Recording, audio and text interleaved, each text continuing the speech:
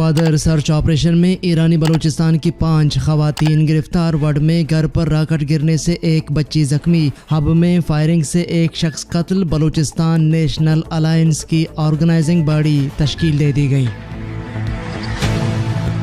آج اگست کی 16 تاریخ ہے، دن بدھ، اور اس وقت بلوچستان میں شب کے 10 بج رہے ہیں۔ بلوچستان افیئرز کی اردو نیوز بلیٹن سرشپ احوال کے ساتھ میں ہوں مقبول ناصر۔ شب خوش بات۔ گوادر میں چینی قافلے پر حملے کے بعد سرچ آپریشن میں 5 بلوچ خواتین گرفتار کر لیے گئے۔ گوادر میں گزشتہ روز چینی انجینئرز کے قافلے پر حملے کے بعد سیکورٹی فورسز کی جانب سے شہر کے مختلف علاقوں فقیر کالونی مونڈی میں سرچ آپریشن کے دوران گرفتار ایرانی بلوچستان سے تعلق رکھنے والی 5 بلوچ خواتین پولیس کے حوالے کر دیے گئے۔ پولیس نے فارن ایکٹ کا مقدمہ درج کی خواتین کو عدالت میں پیش کر دیا۔ آمدہ اطلاعات کے مطابق گزشتہ روز سرچ آپریشن کے دوران گرفتار کی گئیں 5 خواتین کو گوادر پولیس کے حوالے کر دیا گیا ہے، جنہیں پولیس نے فارن ایکٹ کے تحت گوادر کی عدالت میں پیش کر دیا۔ ہب میں فائرنگ سے ایک شخص ہلاک۔ کیچ میں قاتل باپ نے خودکشی کر لی۔ ہب کے علاقے ساکران روڈ قبرستان کے قریب نامعلوم مسلح افراد کی فائرنگ سے ایک شخص ہلاک ہو گیا۔ ذرائع کے مطابق مقتول کی شناخت ہب بٹ آباد کے رہائشی محب علی کے نام سے ہوئی ہے۔ پولیس ذرائع کے مطابق ضلع کیچ کے علاقے کولوا آشال کے رہائشی عبدالواحد ولد سلیم نامی شخص کی پندہ لگی لاش برآمد کی گئی ہے۔ پولیس ذرائع کے مطابق اس کی لاش بدھ کی صبح علاقے میں ایک درخت سے لٹکی ہوئی پائی گئی۔ یاد رہے کہ مذکورہ شخص نے منگل کے روز گھریلو ناچاکی پر اپنے 2 معصوم بچوں کا گلا دبا کر انہیں قتل کر دیا تھا اور وہاں سے فرار ہو گیا تھا۔ وڈ میں فریقین کے مابین وقفے سے فائرنگ کا تبادلہ جاری۔ گھر پر راکٹ کا گولہ گرنے سے ایک بچی شدید زخمی۔ ذرائع کا کہنا ہے کہ فریقین کے مابین فائرنگ کا تبادلہ جاری ہے۔ کلی صالح محمد، لوروں بھٹ اور گلا گٹ جنوبی زرچین کے پہاڑوں میں علیٰ صبح 2 طرفہ فائرنگ اور بھاری ہتھیاروں کا استعمال دوبارہ شروع کر وقفے سے تاحال جاری ہے۔ یاد رہے کہ گزشتہ شب وڈ کے علاقے کلی حاجی پیر محمد میں گھر میں راکٹ گرنے سے ایک بچی شدید زخمی ہوئی تھی۔ مقامی ذرائع کے مطابق وڈ میں فائرنگ کا سلسلہ کچھ دیر کے لیے رک گیا تھا، لیکن دوبارہ کچھ وقفے کے بعد فائرنگ کا سلسلہ دوبارہ شروع ہو چکا ہے۔ فریقین میں دوبارہ تصادم کے خطرے کے باعث مقامی آبادی انتہائی خوف و ہراس میں مبتلا ہے، جبکہ اطلاعات ہیں کہ نواب اسلم رئیسانی نے مصالحتی کمیٹی کے سربراہ کو فوری طور پر وڈ پہنچنے کی تلقین کی گئی ہے۔ مولانا فضل الرحمان سے سردار اختر میگل کی ملاقات۔ ملکی سیاسی صورتحال اور بلوچستان کے معاملات پر گفتگو۔ ملاقات میں سابق وفاقی وزیر مولانا اسد محمود، علامہ راشد سومرو بھی موجود تھے۔ ملاقات میں ملکی سیاسی صورتحال اور بلوچستان کے معاملات پر گفتگو بھی کی گئی۔ اس دوران آئندہ کے انتخابات سمیت دیگر امور پر بھی تبادلہ خیال کیا گیا۔ جامعہ تربت کے پروفیسر ڈاکٹر عبدالصبور بلوچ کو تمغہ امتیاز کے لیے نامزد کر لیا گیا۔ جامعہ تربت کے faculty of arts, social sciences and humanities کے ڈین پروفیسر ڈاکٹر عبدالصبور بلوچ کو ادب تحریر کے شعبے میں بہترین کارکردگی اور خدمات سر انجام دینے کے اعتراف میں پاکستان سول ایوارڈ تمغہ امتیاز سے نوازنے کے لیے منتخب کیا گیا ہے۔ جامعہ تربت کے وائس چانسلر پروفیسر ڈاکٹر جان محمد، جامعہ تربت کے فیکلٹی ممبران، انتظامی عملے اور طلباء و طالبات نے ڈاکٹر عبدالصبور بلوچ کو اس شاندار کامیابی پر دلی مبارکباد پیش کی ہے۔ وائس چانسلر نے اس ایوارڈ کو نہ صرف ڈاکٹر عبدالصبور بلوچ بلکہ بلوچستان اور یونیورسٹی آف تربت کے لیے بھی اہم اعزاز قرار دیا ہے۔ تربت میں اسکول ٹیچر کے قتل میں ملوث ملزمان گرفتار نہ کیے جا سکے۔ تربت میں اسکول ٹیچر کے قتل کا معمہ تاحال حل نہیں ہو سکا۔ پولیس کے مطابق تربت میں نجی اسکول ٹیچر عبدالرؤف برکت کے قتل کے واقعے میں ملوث ملزمان تاحال گرفتار نہیں کیے جا سکے ہیں۔ قتل کا مقدمہ تربت پولیس اسٹیشن میں نامعلوم افراد کے خلاف درج کیا گیا ہے۔ واقعے کی تحقیقات کی جا رہی ہیں۔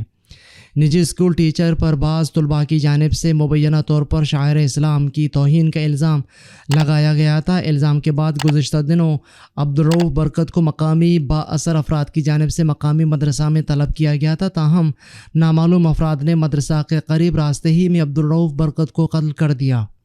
بلوچستان نیشنل الائنس کا پہلا اجلاس منعقد۔ 7 رکنی آرگنائزنگ باڈی تشکیل۔ میجر جمیل احمد دشتی آرگنائزر اور advocate Nazir Ahmed deputy organizer منتخب۔ بلوچستان نیشنل الائنس کا اجلاس زیر صدارت میجر جمیل احمد دشتی تربت میں منعقد ہوا۔ اجلاس میں مختلف ایجنڈے زیر بحث رہے۔ اجلاس میں اکثریتی رائے سے 7 رکنی آرگنائزنگ باڈی تشکیل دی گئی، جس کے مطابق major Jamil Ahmed Dashti organiser, advocate Nazir Ahmed deputy organiser, جبکہ آرگنائزنگ باڈی کے ارکان کے لیے تاج بشیر رند، چاکر پیرل شیتگری، عبدالواحد، وارث دلجان اور سجاد منتخب ہوئے۔ اجلاس سے خطاب کرتے ہوئے قاسم دشتی نے نو منتخب عہدیداران کو مبارکباد دیتے ہوئے اس امید کا اظہار کیا ہے کہ وہ BNA کے پروگرام کے تحت بلوچ عوام و پارٹی کی کیچوا بلوچستان میں فعالی کے لیے اپنا بنیادی کردار ادا کریں گے۔ لاپتہ فضل یعقوب اور شمس بلوچ بازیاب ہو گئے۔ خضدار سے مبینہ گرفتاری بعد لاپتہ طلبہ رہنما فضل یعقوب اور شمس بلوچ بازیاب ہو گئے ہیں۔ خاندانی ذرائع نے تصدیق کر دی۔ شمس بلوچ کو 3 روز قبل جبکہ فضل یعقوب کو 1 روز قبل ان کے گھر سے جبراً لاپتہ کر دیا گیا تھا، جس کے رد عمل میں اہل خانہ نے کوئٹہ کراچی شاہراہ بند کر کے احتجاج کیا۔ ڈپٹی کمشنر سے مذاکرات کے بعد 3 دن کی الٹیمیٹم پر احتجاج مؤخر کر دیا گیا تھا۔ دن بھر کی اہم خبروں اور آلات حاضرہ پر مشتمل بلوچستان افیئرز کا ریڈیو نیوز سرشپ احوال، جس کو آپ پیر سے ہفتہ بلوچستان وقت کے مطابق رات 10 بجے بلوچستان افیئرز کے فیس بک پیج، یوٹیوب چینل اور ویب سائٹ پر سن سکتے ہیں۔ اس کے علاوہ آپ ایپل، گوگل و دیگر پوڈ کاسٹ پیج پر ہمارے بلوچی اور اردو نیوز کے ساتھ ساتھ دیگر پوڈ کاسٹ مفت سن سکتے ہیں۔ عالمی اور علاقائی خبریں۔ سویڈن میں بارشوں کا 50 سالہ ریکارڈ ٹوٹ گیا۔ کئی شہروں میں نکاسی آب کا نظام درہم برہم ہو گیا۔ سویڈن کے دارالحکومت اسٹاک ہوم سمیت ملک کے تمام چھوٹے بڑے شہروں میں شدید بارشوں کا 50 سالہ ریکارڈ ٹوٹ گیا۔ اسٹاک ہوم سمیت دیگر شہروں میں 2 ہفتوں سے جاری طوفانی بارشیں رکنے کا نام نہیں لے رہی۔ اس ضمن میں محکمہ موسمیات کا کہنا ہے کہ بارشوں کا سلسلہ آئندہ کئی روز تک جاری رہے گا۔ محکمہ موسمیات کے مطابق طوفانی بارشوں سے ملک کے کئی شہروں میں نکاسی آب کا نظام درہم برہم ہو گیا، جس کی وجہ سے لوگوں کو آمد و رفت میں مشکلات کا سامنا ہے۔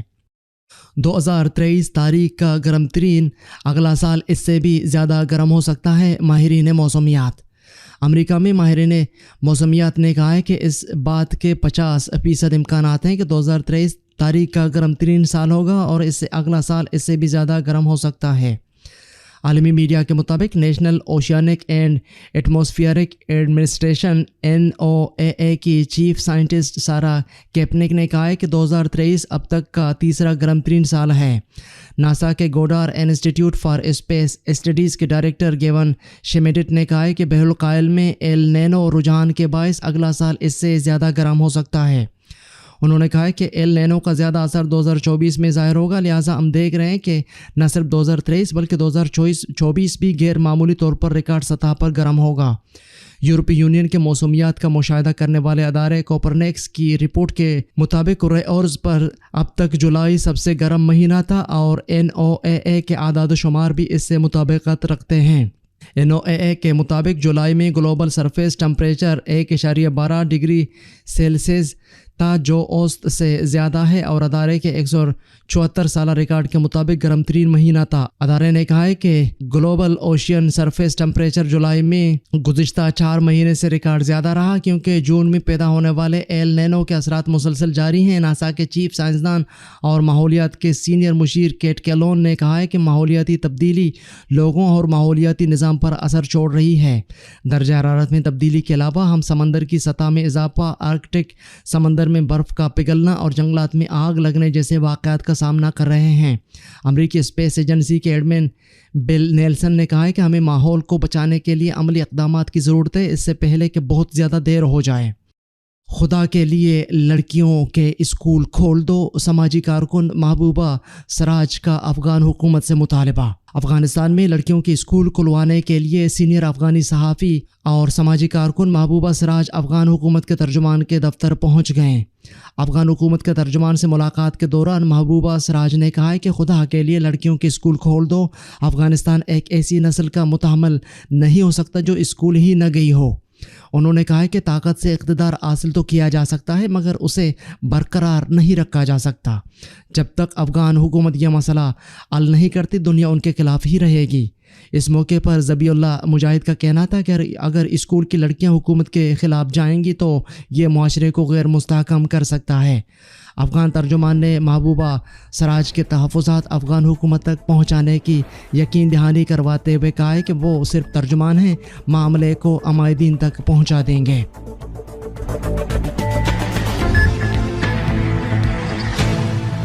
آپ یوٹیوب پر اردو نیوز بلیٹن شب 10 بجے اور فیس بک پر 10:30 بجے ملاحظہ کر سکتے ہیں۔ یہ تھے اب تک کی اہم خبریں۔ مزید خبروں اور اپڈیٹس کے لیے ہماری ویب سائٹ اور یوٹیوب چینل وزٹ کریں۔ اس بلیٹن کے ایڈیٹر تھے قمبر مالک بلوچ اور تکنیکی ایڈیٹر تھے عمر کریم بلوچ۔ مجھے بلوچستان افیئرز کی ٹیم کے ساتھ اجازت دیجیے۔ شپوش بات۔